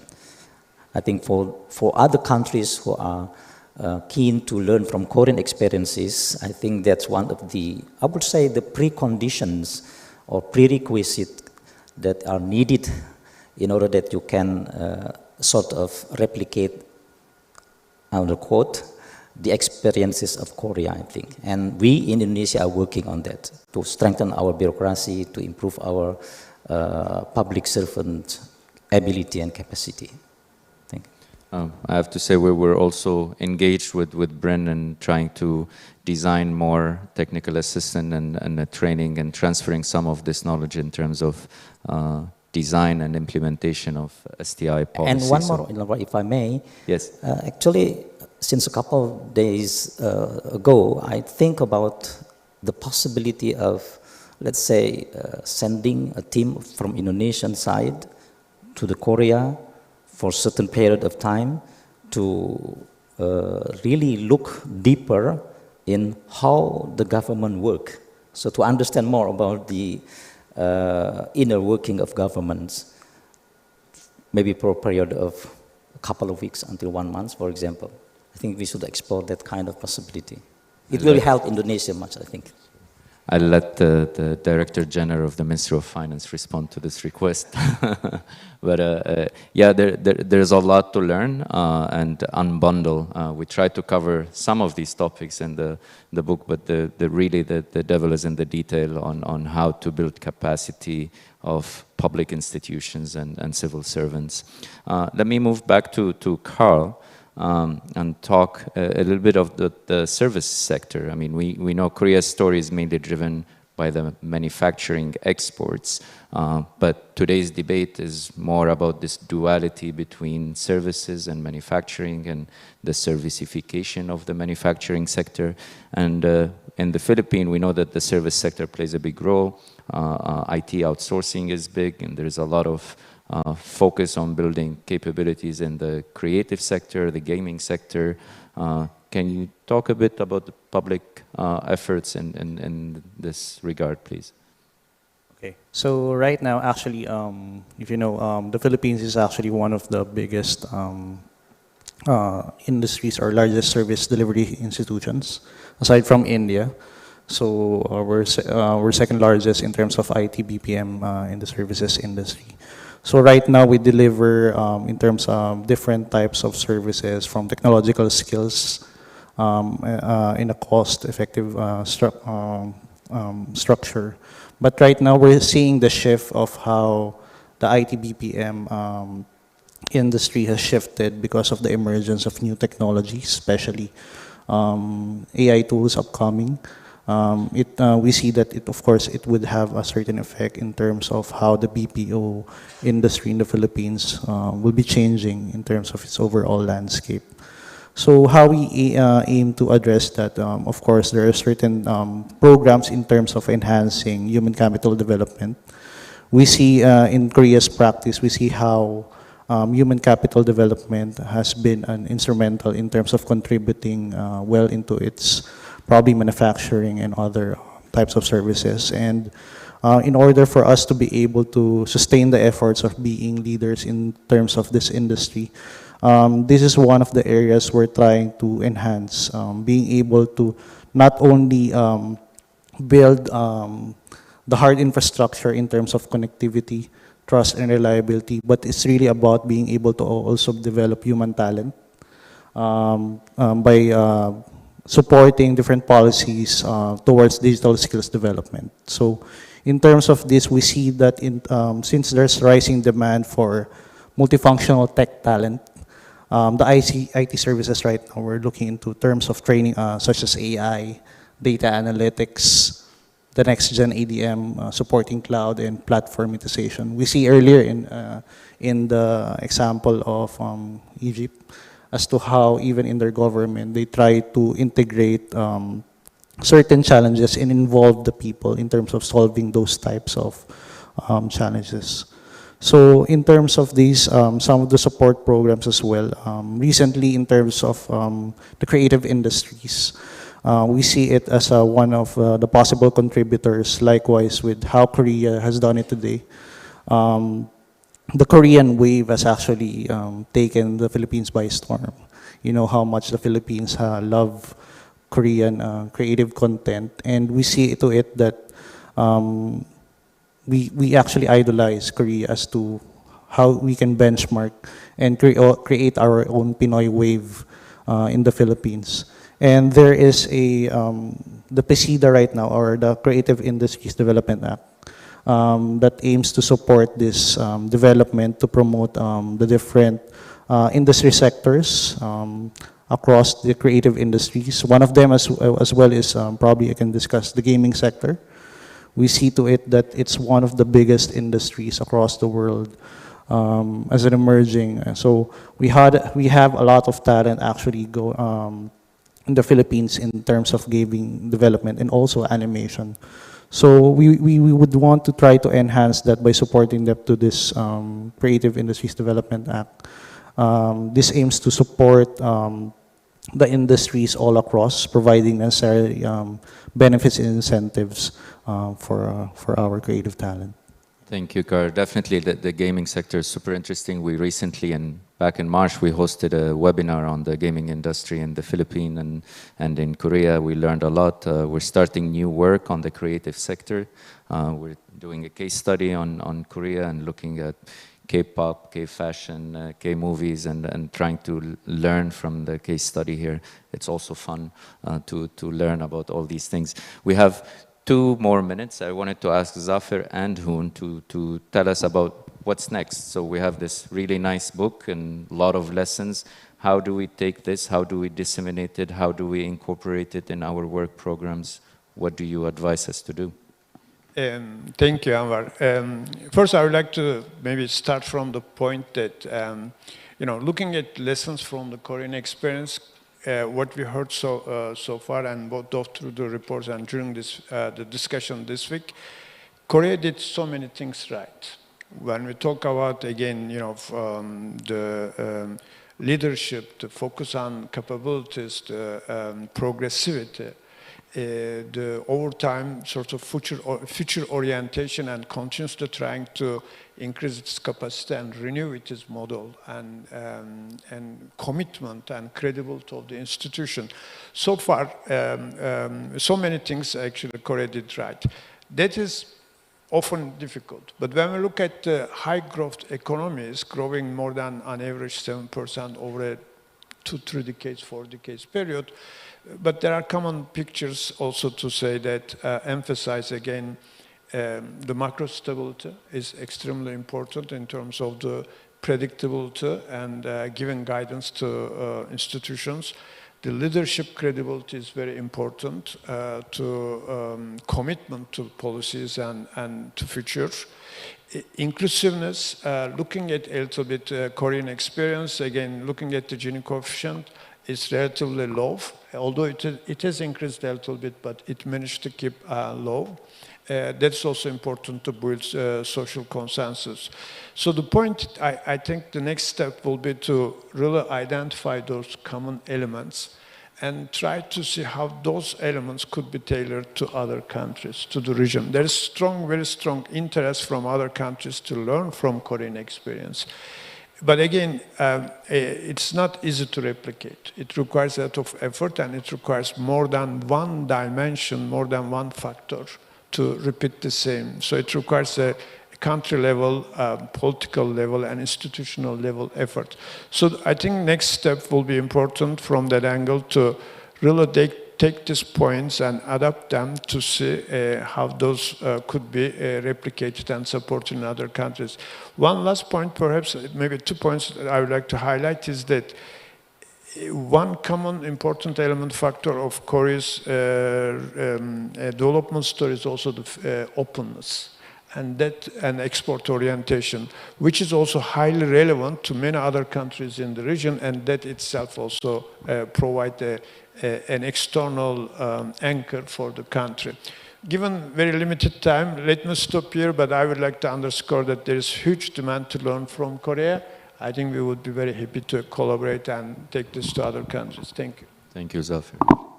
So next steps will definitely not include writing a large report like this again for a while.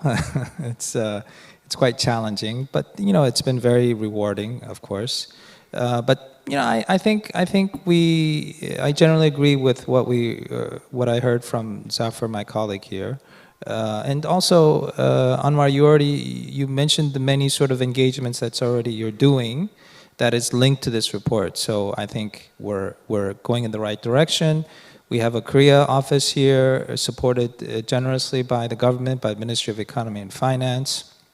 There's lots of interest in our clients, so we simply build on this report and drill down on some of these issues, as Zafar mentioned. And I think also maybe we can focus on disseminating the knowledge produced from this report, not just within EAP, but I personally right now, I work on South Asia. There's lots of interest in South Asia on learning from Korea, and there's lots of interest on this book itself.